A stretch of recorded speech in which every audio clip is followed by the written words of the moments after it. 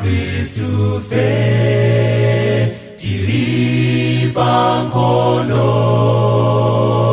yolimbana ndi ndani, tivale zilimbe tisatanganidwe ndi zinthu za dziko, tingoyang'ana Yesu akuyita nafe mwamba. Tivale za nkhondo za Ambuye Yesu amene anafera fe, tipulumutsidwe tisadayike, tinke kumwamba.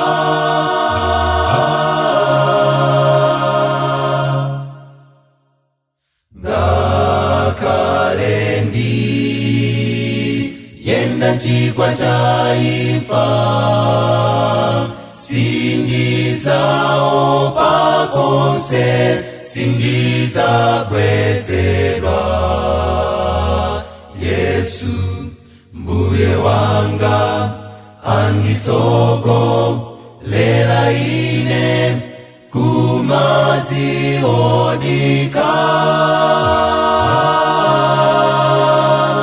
tisatanganidwe ndi zinthu za dziko, tingoyang'ana Yesu akuyita nafe mwamba. Tivale za nkhondo za Ambuye Yesu amene anafera fe,